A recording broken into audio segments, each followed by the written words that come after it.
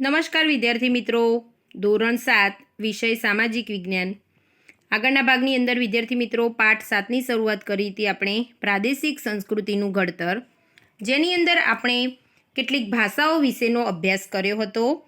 ભારતની જે પ્રાંતીય ભાષાઓનો વિકાસ મલયાલમ, બંગાળી અને ગુજરાતી ભાષાનો આપણે અભ્યાસ કર્યો હતો. આજે આપણે આગળ અભ્યાસ કરીશું ભારતના ઉત્સવો. જોઈએ આપણે સૌથી પહેલાં આપણે જોવાનું છે જગન્નાથ એટલે કે રથયાત્રા, જેની સાથે ધાર્મિક સંપ્રદાયો પણ જોડાયા. આ રથયાત્રાની સાથે કેટલાક ધાર્મિક સંપ્રદાયો પણ જોડાયેલા છે, જેમાં ઓરિસ્સાના પુરીમાં આવેલ જગન્નાથ સંપ્રદાય સુવિખ્યાત છે. ઓરિસ્સાની અંદર આવેલું પુરી એટલે કે જગન્નાથપુરીની અંદર આવેલ આ જગન્નાથ સંપ્રદાય એ સુવિખ્યાત છે. જગન્નાથનો અર્થ વિશ્વના માલિક એટલે જગતનો નાથ, જે વિષ્ણુ શબ્દનો સમાનાર્થી છે. જગન્નાથનો અર્થ જોઈએ તો વિશ્વના માલિક એટલે કે જગતનો નાથ, જે વિષ્ણુ શબ્દ સાથે એટલે કે વિષ્ણુ શબ્દનો સમાનાર્થી છે. 12મી સદીના ગંગ વંશના રાજા અનંતવર્મને પુરી ખાતે જગન્નાથ મંદિરનું નિર્માણ કરવાનો નિર્ણય લીધો. 12મી સદીની અંદર ગંગવંશના રાજા અનંતવર્મને પુરી ખાતે જગન્નાથ મંદિરનું નિર્માણ કરવાનો તેમને નિર્ણય લીધો. ઈસવીસન 1230માં રાજા અનંગ ભીમ ત્રીજાએ પોતાનું રાજ્ય જગન્નાથને અર્પણ કરી પોતાને તેમના પ્રતિનિધિ તરીકે ઘોષિત કર્યા. ઈસવીસન 1230ની અંદર રાજા અનંગ ભીમ ત્રીજો તેને પોતાનું રાજ્ય આ જગન્નાથને અર્પણ કરી દીધું અને પોતાને તેમના પ્રતિનિધિ તરીકે જાહેર કર્યા. ઓરિસ્સા જીતનાર મુગલો, મરાઠાઓ અને ઈસ્ટ ઇન્ડિયા કંપની બધાએ મંદિર પર પોતાનું વર્ચસ્વ સ્થાપવાનો પ્રયત્ન કર્યો.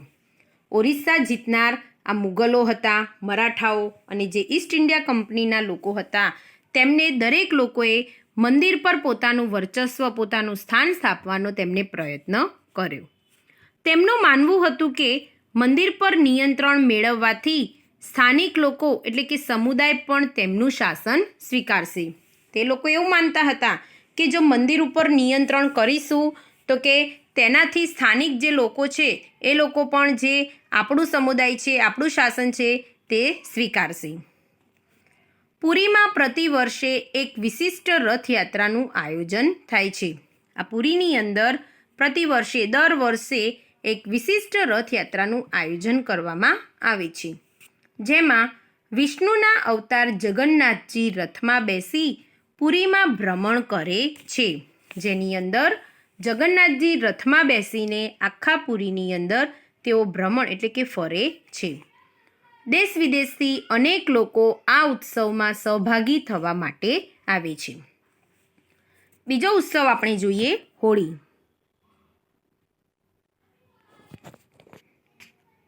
હોળીનો તહેવાર ભારતમાં ઉજવવામાં આવે છે, પરંતુ ઉત્તર ભારતમાં તેનું વિશેષ મહત્ત્વ છે. આપણા ભારતની અંદર આપણે ઉજવીએ છીએ હોળીનો તહેવાર, પરંતુ તેનું વધારે મહત્ત્વ કઈ જગ્યાએ છે તો કે ઉત્તર ભારતની અંદર છે. આ તહેવાર 2 દિવસનો હોય છે. પહેલો દિવસ હોળી અને બીજો દિવસ ધૂળેટી. આ દિવસને આસુરી શક્તિ પર સાત્વિક શક્તિના વિજય તરીકે ઉજવવામાં આવે છે. આ દિવસને આસુરી શક્તિ પર એક સાત્વિક શક્તિના વિજય તરીકે પણ ઉજવવામાં આવે છે. આ દિવસે સાંજના સમયે હોળીનું પૂજન કરી હોળી પ્રગટાવવામાં આવે છે.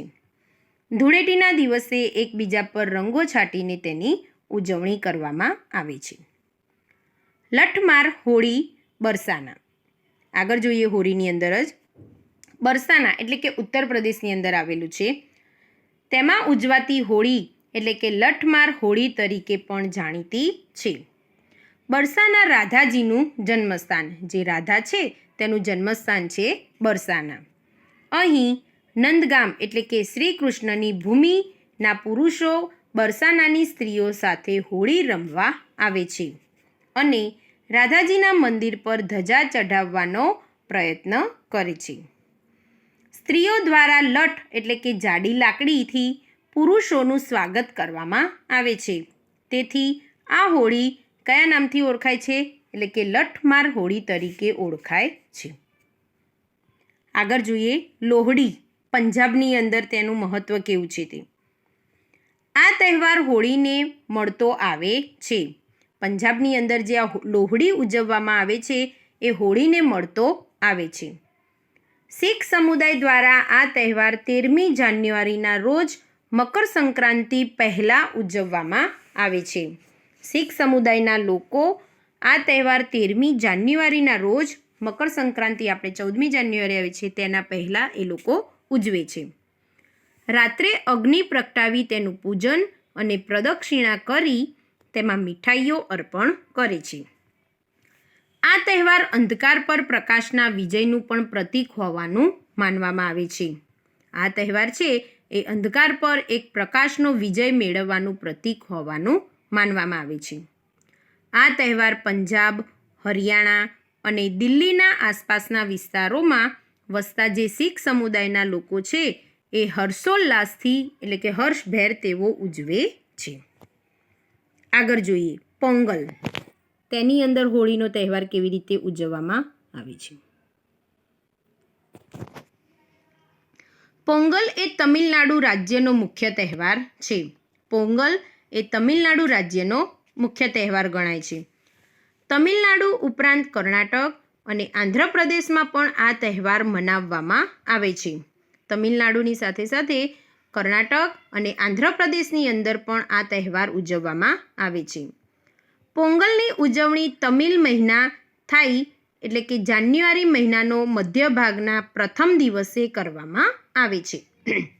પોંગલની ઉજવણી ક્યારે કરવામાં આવે છે? એટલે કે તમિલ મહિના એટલે કે થાય જાન્યુઆરી મહિનાનો મધ્ય ભાગ એનો જે વચલો ભાગ કહેવાય છે તે ના પ્રથમ દિવસે કરવામાં આવે છે. આ દિવસે પોંગલ નામની વાનગી બનાવવામાં આવે છે. આટલું જાણો ખાસ. તમિલ ભાષામાં પોંગલનો અર્થ થાય છે ઉકાળવો. તમિલ ભાષાની અંદર પોંગલનો અર્થ થાય છે ઉકાળવો. ચોખા, મગની દાળ, દૂધ અને ખાંડને વાસણમાં ઉકાળીને પોંગલ બનાવવામાં આવે છે. આપણે કહીએ છીએ ને એક જાતની તે વાનગી છે પોંગલ એ. તો કે એને કેવી રીતે બનાવવામાં આવે છે? તો કે ચોખા, મગની દાળ, દૂધ અને ખાંડ તેને એક વાસણમાં ભેગું લઈ તેને ઉકાળીને બનાવવામાં આવે છે. અને આ વાનગી પીણું ને સુકન ગણવામાં આવે છે. અને આ વાનગીને તે લોકો શું ગણે છે? સુકન તરીકે ગણે છે. આગળ જોઈએ ઓણમ.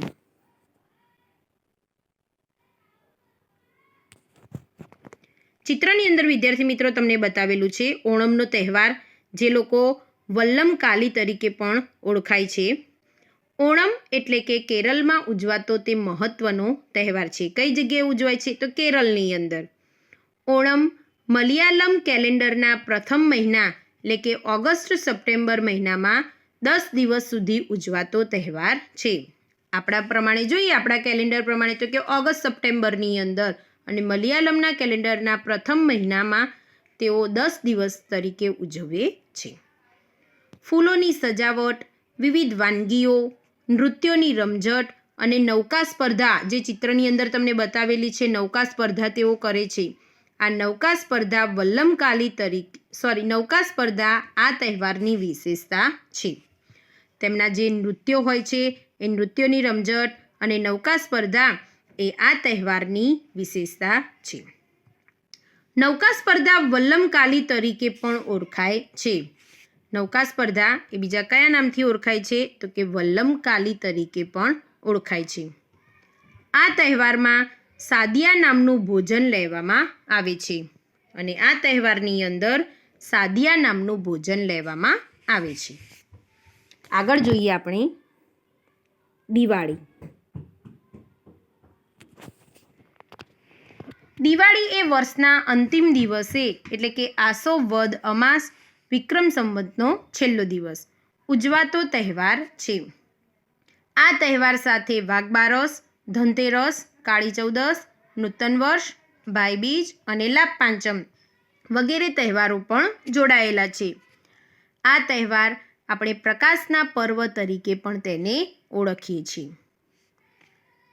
આગળ જોઈએ આપણે દુર્ગા પૂજા.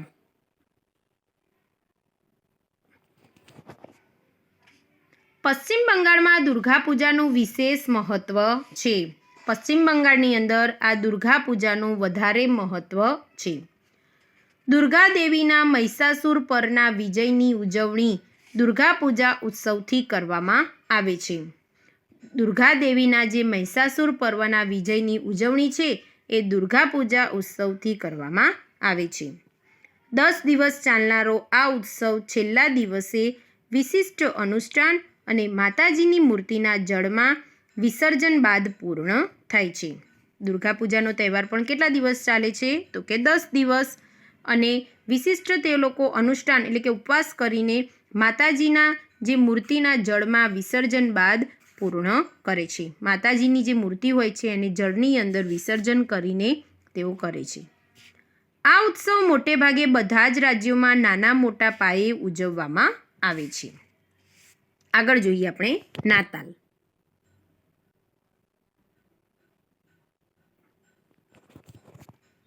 ઈસુ ખ્રિસ્તના જન્મદિવસ એટલે કે 25મી ડિસેમ્બરને ખ્રિસ્તી લોકો નાતાલ એટલે કે ક્રિસમસ તરીકે ધામધૂમથી અને શ્રદ્ધાથી ઉજવે છે. ઈસુ ખ્રિસ્તના જન્મદિવસ એટલે કે 25મી ડિસેમ્બરને આ ખ્રિસ્તી લોકો નાતાલ તરીકે ધામધૂમથી અને શ્રદ્ધાથી તેઓ ઉજવે છે. આ તહેવાર દરમિયાન ઘર તથા શેરીઓને ક્રિસમસ ટ્રી તથા અન્ય સુશોભનથી શણગારવામાં આવે છે. આ તહેવાર દરમિયાન લોકો તેમના ઘર અને શેરીઓને ક્રિસમસ ટ્રી અને બીજા અન્ય સુશોભન વસ્તુઓ છે તેનાથી શણગારે છે. આ દિવસે તેઓ ચર્ચમાં જઈ મીણબત્તી પ્રગટાવી પ્રાર્થના કરે છે તેમજ એકબીજાને ભેટ આપે છે.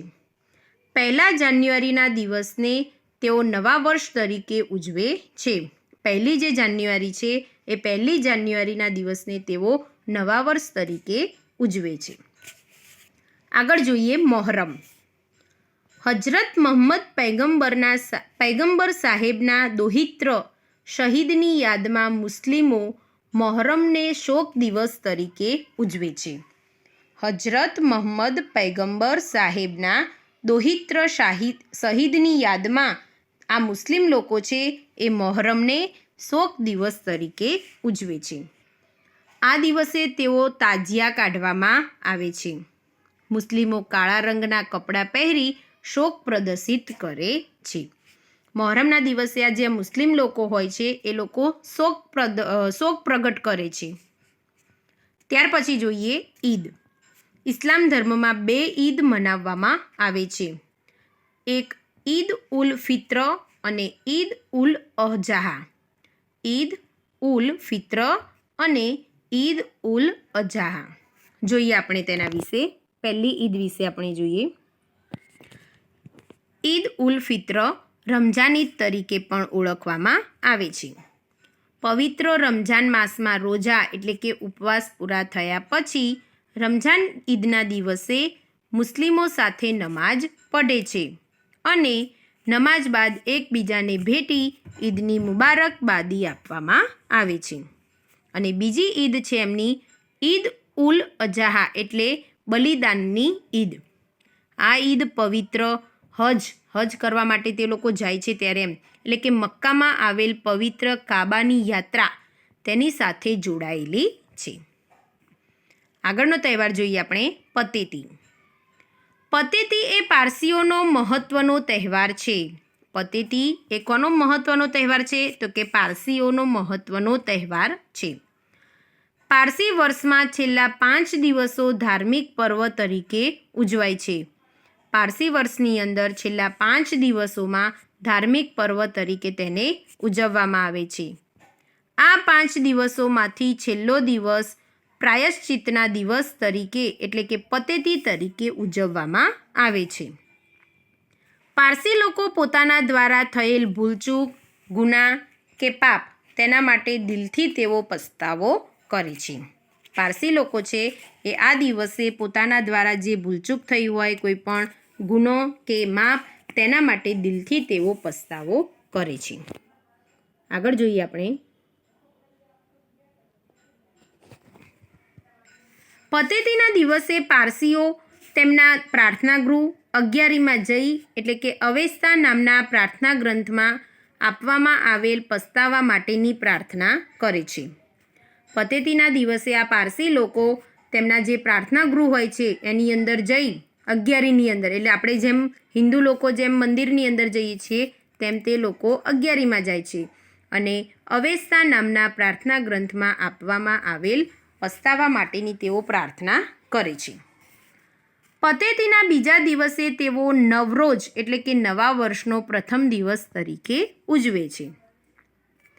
ત્યાર પછી આગળનો આપણે જોઈએ ચેટીચંડ એટલે કે ચેટીચાંદ. ચેટીચંડ એ સિંધી ભાઈઓ બહેનોનો તહેવાર છે. ચૈત્ર સુદ એકમના દિવસને સિંધી લોકો નૂતન વર્ષના પ્રથમ દિવસ તરીકે ઉજવે છે. ચૈત્ર સુદ એકમના દિવસને આ સિંધી લોકો એ નૂતન વર્ષના પ્રથમ દિવસ તરીકે ઉજવે છે. તેઓ એકબીજાને નવા વર્ષના નૂતન વર્ષાભિનંદન પાઠવે છે અને આ દિવસે તેઓ પોતાના ઈષ્ટદેવ ઝૂલેલાલની શોભાયાત્રા કાઢે છે અને શ્રદ્ધાળુઓ તાહિરી એટલે કે મીઠો ભાત પ્રસાદ તરીકે વહેંચે છે. આ હતા વિદ્યાર્થી મિત્રો બધા જ ભારતના ઉત્સવો. હવે તેના પછી છે ગુજરાતના ઉત્સવો જે આપણે નવા ભાગની અંદર જોઈશું.